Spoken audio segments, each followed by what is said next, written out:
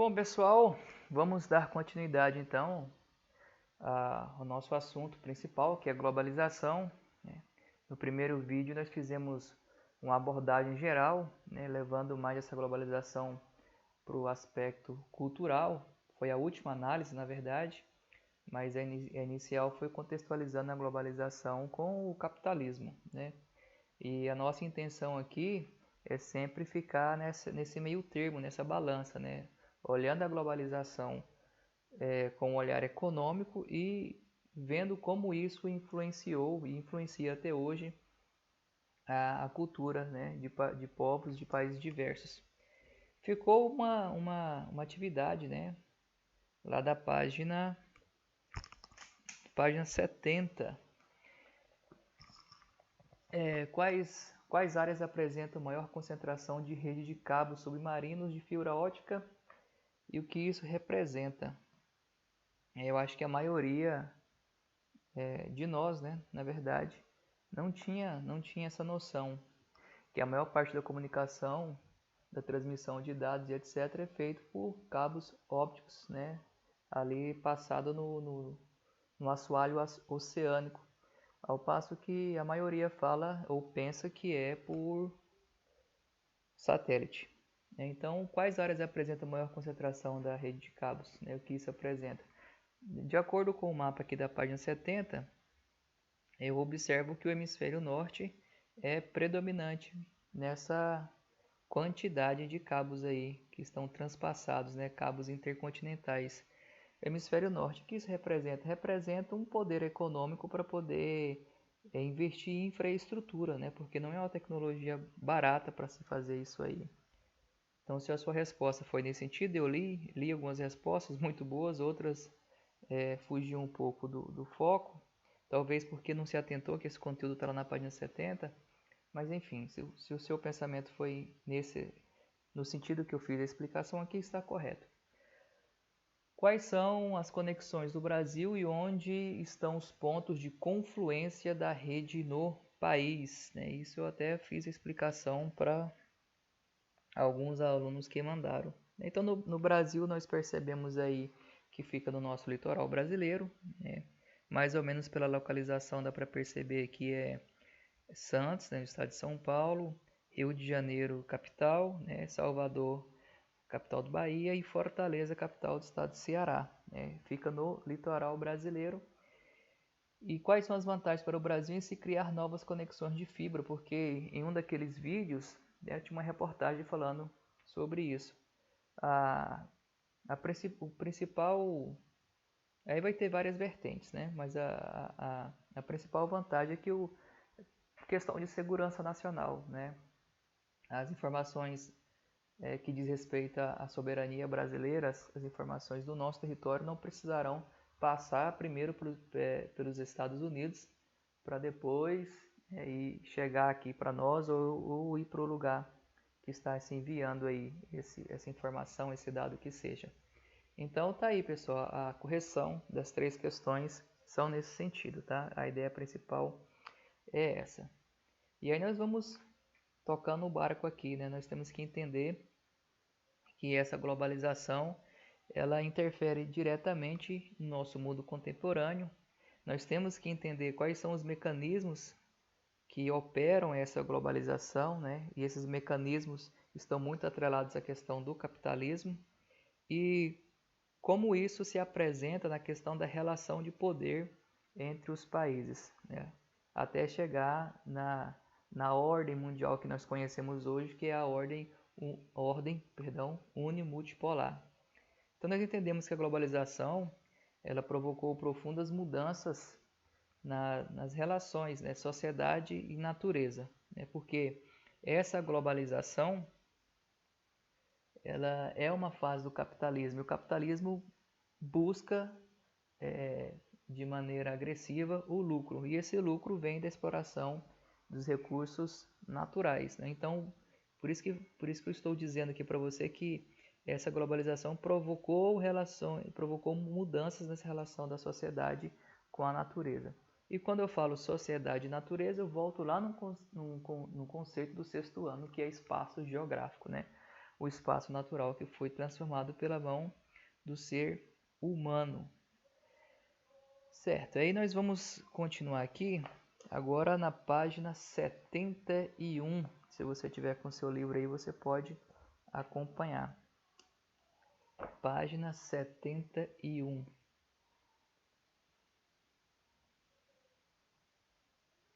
Na página 71, nós temos aí os principais fundamentos e atores da globalização.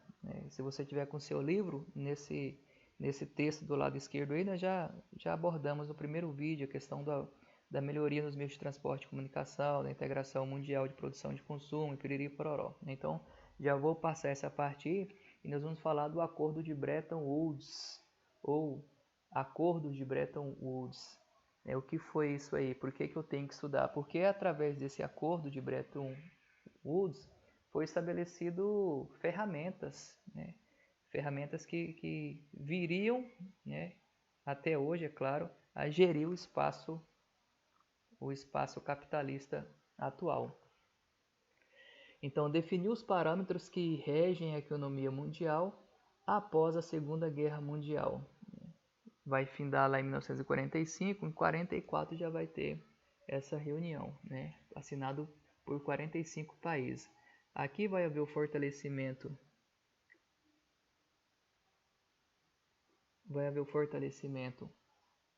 do dólar, E quais foram as instituições criadas?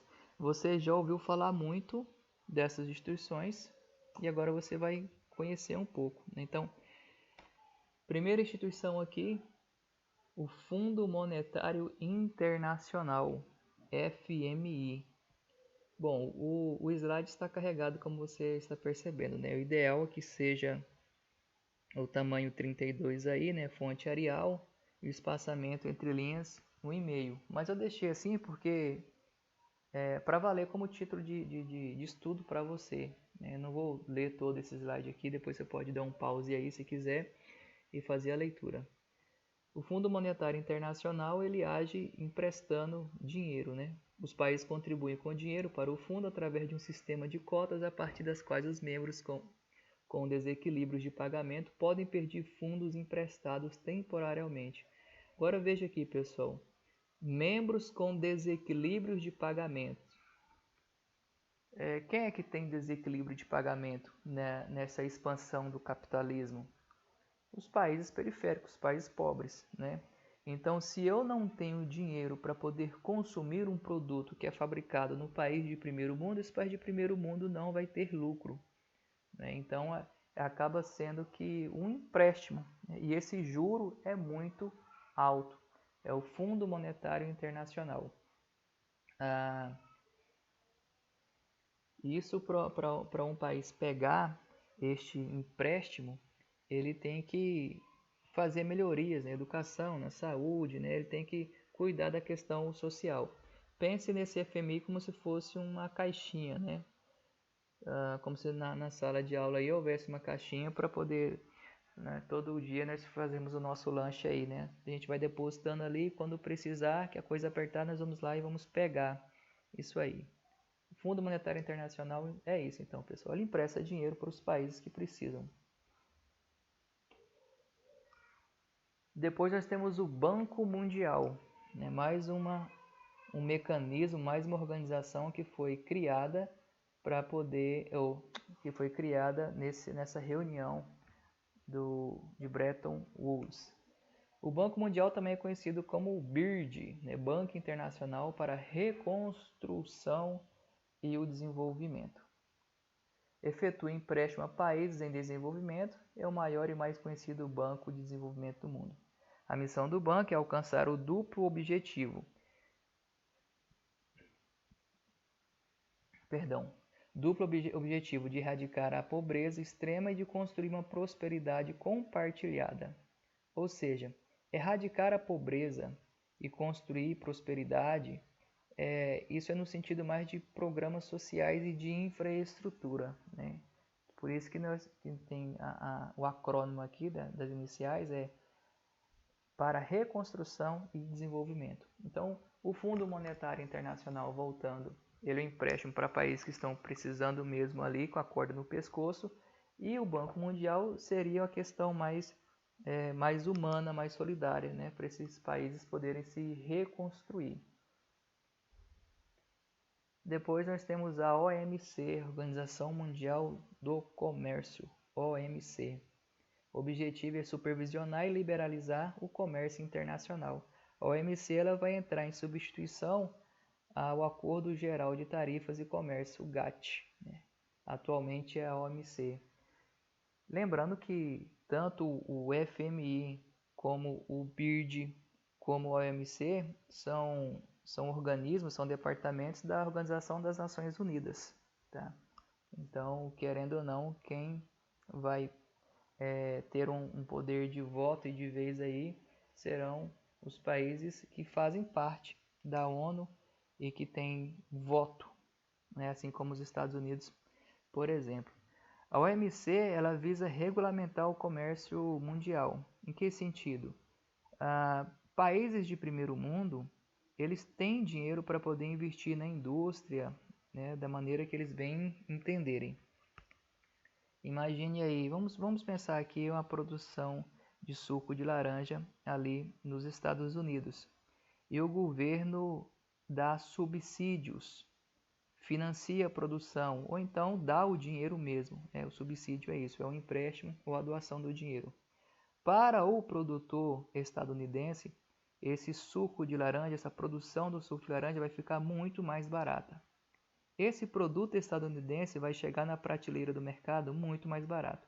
Ao passo que o Brasil, um país emergente, que é um dos maiores produtores também de suco de laranja, que é cheio de taxas, a produção desse suco de laranja aqui vai ficar muito caro para o produtor. E ainda nós vamos ter o problema da questão da exportação. Então, o nosso suco de laranja vai chegar aos Estados Unidos.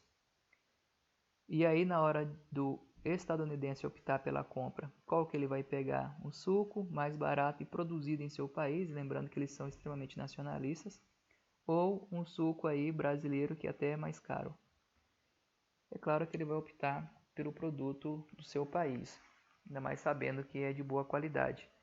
É injusto, não é? Por isso existe a OMC, que seria na verdade um árbitro, né? Ela vai regulamentar. Essa é o exemplo que eu dei dos Estados Unidos subsidiando a produção é tido como protecionismo, proteger a economia, protecionismo. É uma prática que não é legal, né? Então por isso que existe a OMC. Então nós temos aí o Fundo Monetário Internacional, o Banco Mundial e a OMC, são 3 organismos que foram criados no Acordo de Bretton Woods para poder servir de ferramentas para gerir essa nova fase da globalização, ou essa nova fase do capitalismo. Lá na página 72, nós temos aí os grandes grupos econômicos globais, que nada mais, nada menos, que são as transnacionais ou multinacionais. Os dois termos estão corretos, mas o mais usado são as transnacionais, que dão a ideia que uma empresa transgrediu as suas fronteiras, foi além. Transnacional, todo mundo sabe que é uma empresa que tem a sua sede em um país e filiais em vários outros países. Multinacionais não é um termo tão utilizado atualmente, porque dá a ideia que essa empresa teria várias nacionalidades, multinacionais, várias nacionalidades, e é errado. Bom, todo mundo sabe, vamos só relembrar aqui, que para uma transnacional se instalar em um país subdesenvolvido é muito bom, porque geralmente esse país subdesenvolvido, lá naquela divisão internacional do trabalho, que nós já trabalhamos isso nas primeiras aulas desse fatídico ano de 2020, eram colônias de exploração, e depois virou mercado consumidor. Então tem matéria-prima abundante. Outro ponto, tem mão de obra barata e abundante. Outro ponto, tem mercado consumidor. Então para uma transnacional se instalar é muito vantajoso. É claro que o país que recebe essa transnacional se beneficia porque acaba alavancando a sua economia também. Aqui nós temos a é um pouco né, muito desatualizado, né, de 2005, mas foi o que deu para poder pegar aqui na internet. Sede das maiores transnacionais, né? Então, a maior parte aí no Extremo Oriente, né, o Japão, ou seja, o leste asiático, a maior parte delas aqui dentro dos Estados Unidos e a maior parte das transnacionais, né, da sede das transnacionais aqui na Europa Ocidental. E quando eu falo Europa Ocidental, é sinônimo de Europa capitalista, né? E só para poder dar uma esclarecida aqui, quando eu falo ocidental, eu não estou levando em conta critério cartográfico, porque se fosse pelo critério cartográfico, repare bem aqui, ó, meridiano de Greenwich. Se fosse pelo critério cartográfico, apenas esse pedacinho aqui seria a Europa Ocidental, né? Mas quando eu falo Europa Ocidental, você conhece todo o contexto histórico, eu estou falando dessa Europa, que era e é capitalista.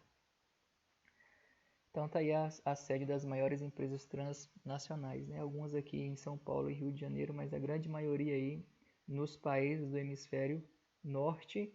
E aí eu posso sim utilizar o critério cartográfico aqui, né? Eu posso utilizar a linha do Equador. Capitalização financeira das 500 principais empresas multinacionais em 2008, né? O quanto que elas conseguiram arrecadar aí em bilhões de dólares, né? Se a gente fazer uma comparação aqui dos dois mapas, vai ver que a maior parte delas permanece no hemisfério norte e arrecadando bastante dinheiro. No Brasil, né, esses aqui são exemplos de transnacionais brasileiras. Então tem a Vale, né, que é a antiga Vale do Rio Doce, hoje nós falamos apenas Vale, que está no ramo da mineração. Petrobras, Petróleo e Gás, Petróleo e Gás, Gerdau, Aço, Embraer, Avião, Votorantim Diversificada, Camargo Correia, Odebrecht, Aracruz, Tigre, ALL, Perdigão, Natura, Sadi, Taltec, Sabol e WEG, ou VEG. Então, esses são exemplos de empresas que são nacionais e atuam em outros países. No caso, essas são as transnacionais brasileiras, né? E é bom porque isso soma-se ao produto interno bruto do Brasil, né? Que isso pode ser somado, né? Que se produz lá fora, se vende lá fora, mas esse dinheiro retorna para cá. As empresas perceberam que para entrar em mercados não atendidos por suas exportações, o ideal seria estarem presentes em outros países. Isso se deu por meio do investimento estrangeiro direto, IED, investimento estrangeiro direto. Aqui nós podemos citar um caso muito conhecido que ano passado você estudou sobre a industrialização do Brasil, né? Começando lá com Vargas e tal, depois até chegar na fase do desenvolvimentismo de JK, em 1950. Ele vai atrair várias indústrias automobilísticas, né? E é nesse período também que o Brasil começa a investir na sua malha rodoviária, né? Como é que eu vou para aí, JK, sendo que o Brasil tem só estrada de terra? Não precisa preocupar não, vem para cá que nós vamos asfaltar.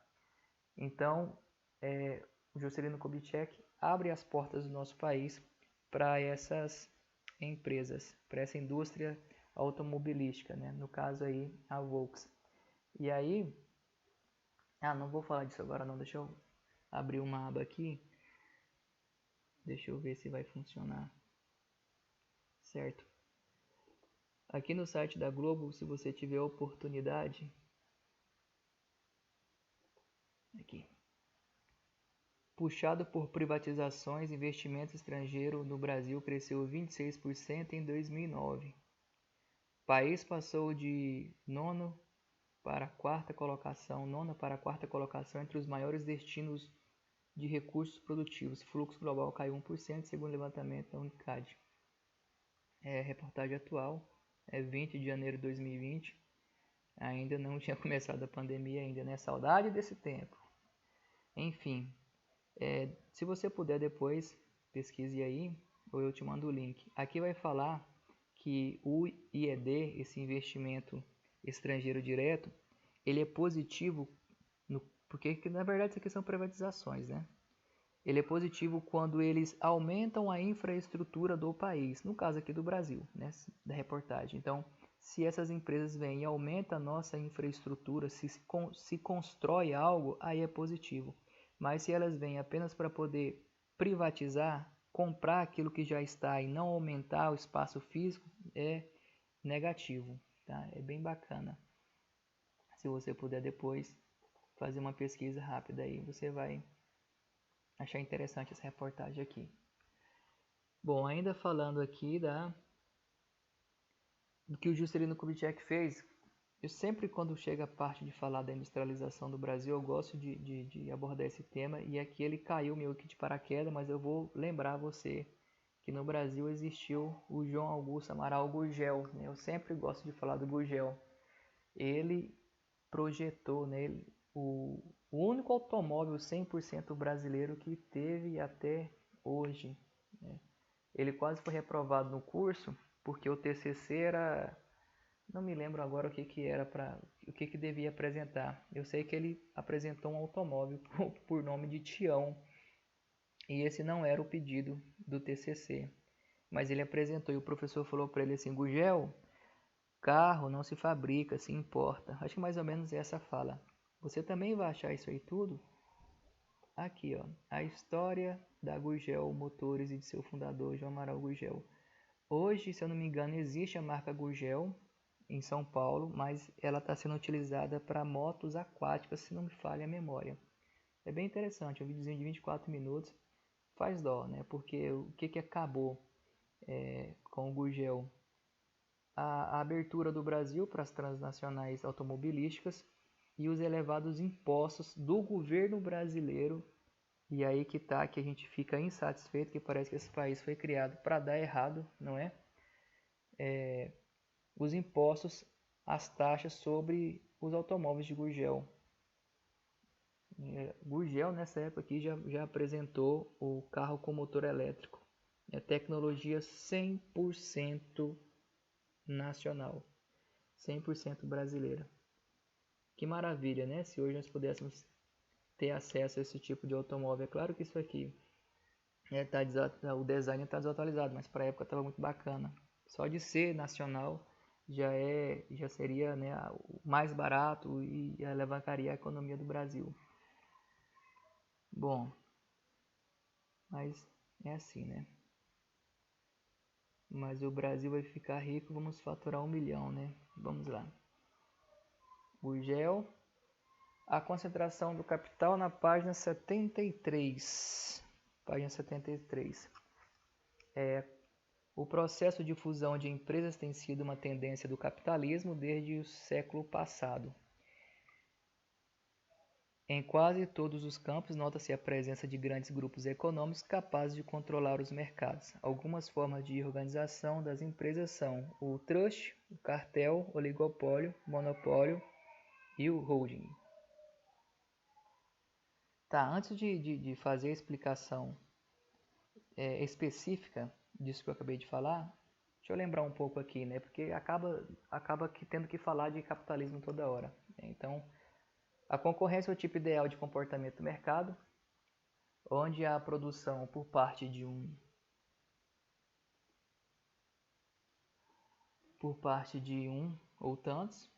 uns tantos, e consumo por parte de outros. A sua face mais aperfeiçoada é a concorrência perfeita, onde o consumidor e o produtor encontram-se em total equilíbrio, ambos tendo a necessária informação de como, quanto e por quanto devem consumir determinado bem.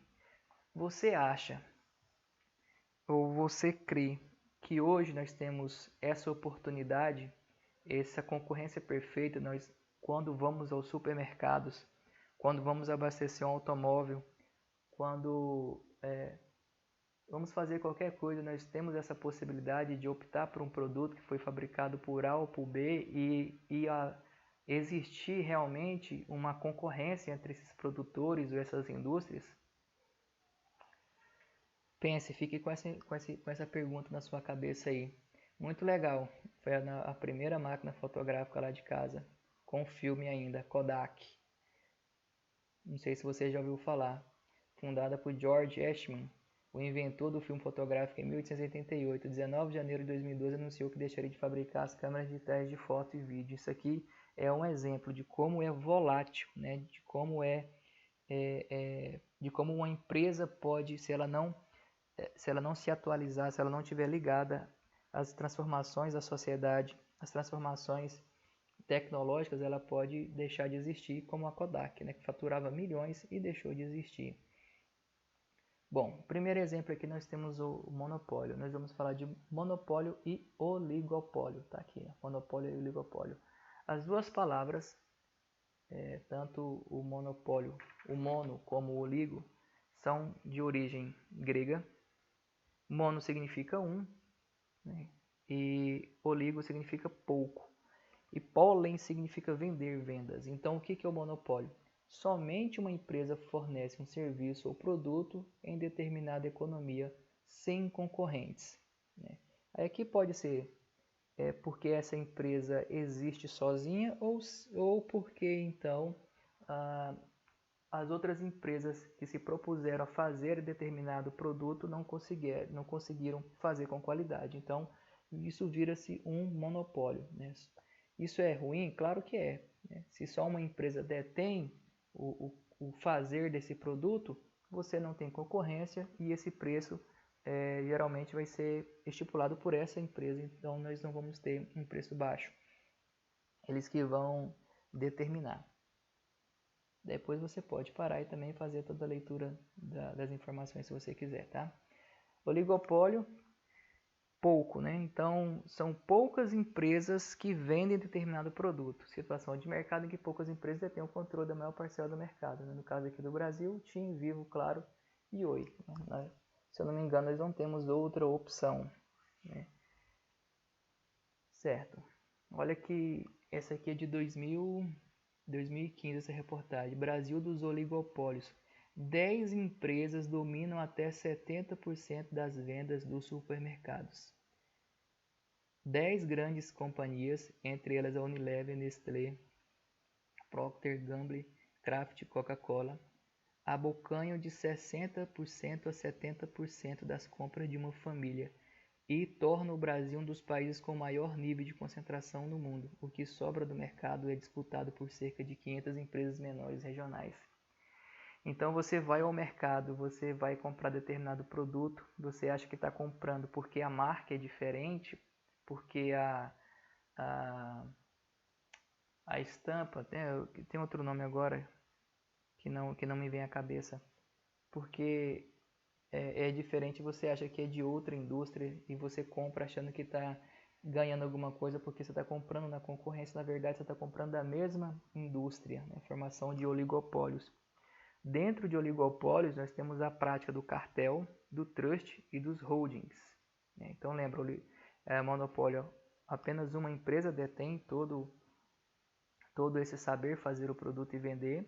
Oligopólio, poucas empresas fazem aquilo. E dentro do oligopólio eu tenho o cartel, o trust e o holding. Vamos lá, olha um exemplo aqui de oligopólio. Todas essas marcas aqui pertencem à Unilever. Então você vai comprar, não, vou comprar o Comfort aqui porque está mais barato que o Omo.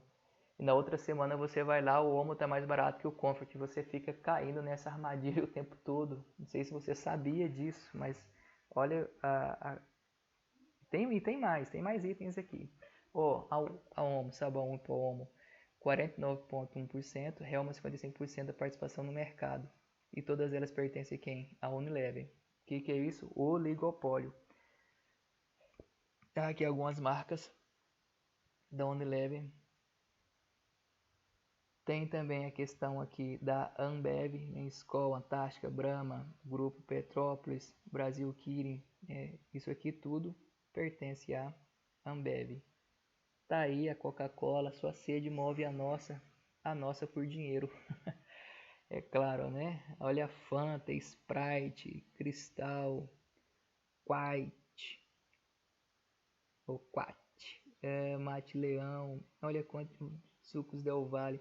E por que uma empresa não muda, né, as embalagens? Porque essas marcas aqui, ela já tem o seu mercado consumidor, já tem o seu público-alvo, já tem o seu consumidor fiel. Por exemplo, a Coca-Cola comprou o Guaraná Jesus, se eu não me engano, é lá do Maranhão, Jesus, e não mudou o rótulo, né? Fica apenas ali produzido pela Coca-Cola, mas está lá Jesus. Por quê? Porque já tem o seu público fiel, porque se mudar pode ser que perca vendas. Tá aí a Kraft Foods, que é Kraft, Nestlé, Garoto tem 85% do mercado. Outro exemplo aqui de oligopólio, né? Mas aqui vai ter um nome específico que já nós vamos falar, é a Associação da Sadia mais a Perdigão, uma empresa chamada Brasil Foods, 90% do mercado, 45 milhões de domicílios do Brasil. Então, que país é esse, né? Que você não tem a possibilidade de escolher, de comprar algo mais barato. Elas determinam o preço, pessoal, se vai e vem. De repente a Sadia está mais barata que a Perdigão. Nossa, eu vou comprar a Sadia. Na outra semana a Perdigão está mais barato. Então você está comprando do mesmo lugar. Então, dentro do oligopólio, primeiro que nós vamos falar aqui é o trust. É uma forma de oligopólio, já falei, situação de mercado na qual as empresas envolvidas abrem mão de sua independência legal para constituir uma única organização. E nós temos o trust vertical e o trust horizontal. No trust vertical, ele vai controlar de forma sequencial a produção de determinado gênero industrial, sendo que as empresas podem ser diversos ramos. No trust vertical, essa empresa ela vai controlar desde a extração da matéria-prima, a transformação, a industrialização ali e a venda. Então, este é o trust vertical. É um dos mais agressivos que existe.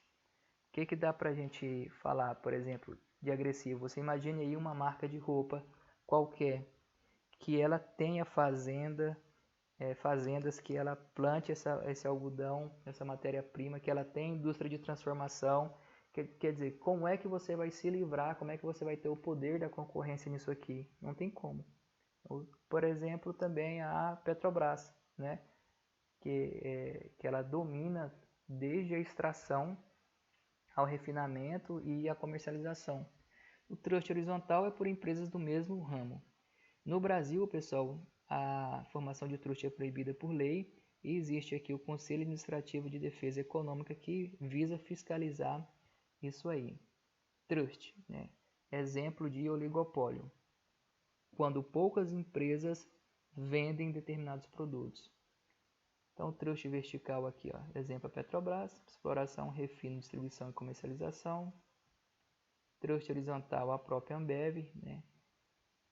E elas acabam determinando os preços, né, que vão vender.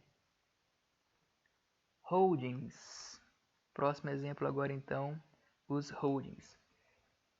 Uma empresa que possui uma atividade principal, a participação acionária, né?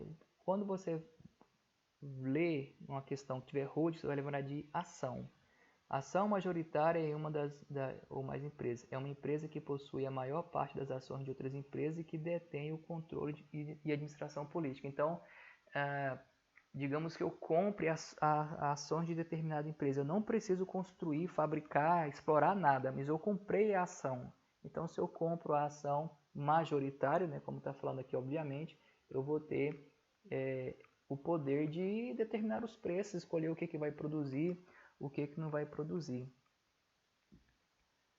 Exemplo, o Grupo Silvio Santos,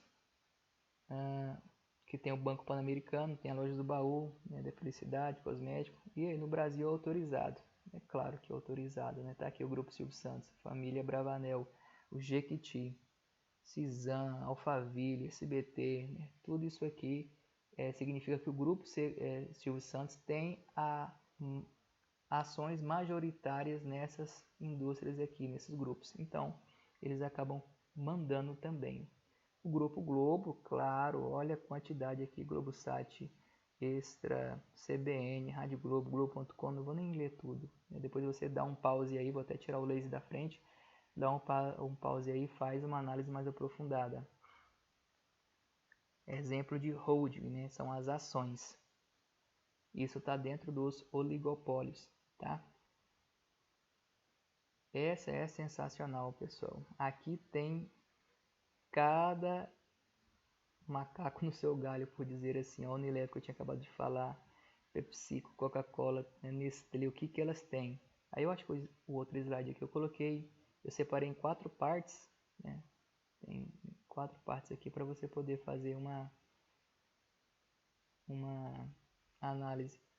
Produtos aí que você achava que estava comprando, que estava concorrendo um com o outro, na verdade as ações pertencem a um grupo só, que são exemplos de holdings.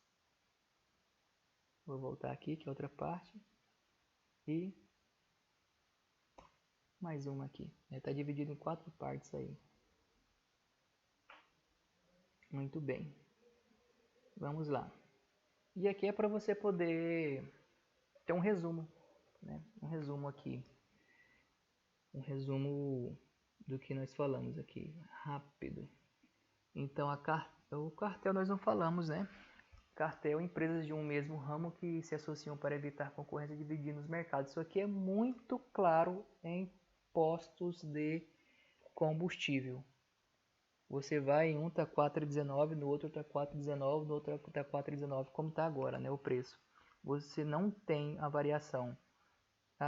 Tinha alguém da Petrobras, eu não me recordo também agora, falando que o litro de gasolina está saindo a 91 centavos das bombas lá da Petrobras e os postos de combustível não abaixam o preço de jeito nenhum. Ele estava dando uma entrevista, né, falando que não entende por que isso acontece. Nós sabemos por que acontece, obviamente, né?